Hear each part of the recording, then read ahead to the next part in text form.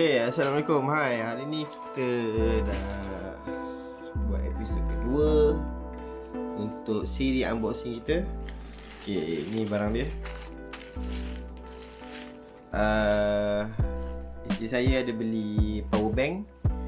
Powerbank ni kita beli untuk pergi camping lah. Camping, kita nak powerkan kipas semua. Jadi kita pun belilah powerbank ni. Jom kita unboxing. Jom.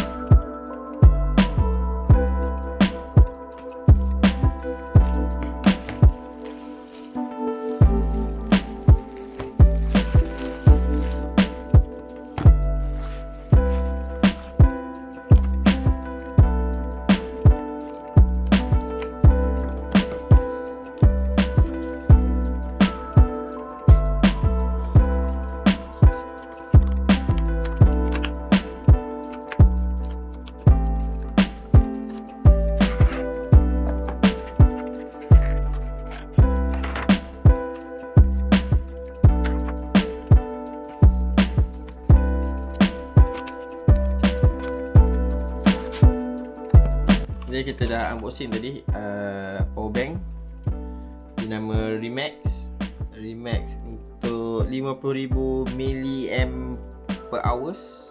Dia ada 4. Okey, dia ada 4 ni. USB, micro, lighting dengan type C. Okey. Ni flashlight dia. Barang ni made in China. Dia tak ada wire untuk cucuk ni. Okay, yang bestnya kedai ni dia akan bagi satu free powerbank free 20,000 mAh punya. Okay, yang ni kecil sikit, hitam. Tadi dah test lah, boleh charge tadi. Okay, kat sini dah ada tunjuk berapa persen, 75%, 50% and 25% punya capability untuk charge tu. Okay, dah ada 3 output USB. Okay, ni pun made in China. Made in China. Saya akan sertakan link dekat bawah description tu. Okay, itu saja untuk episod kedua untuk share unboxing kali ni.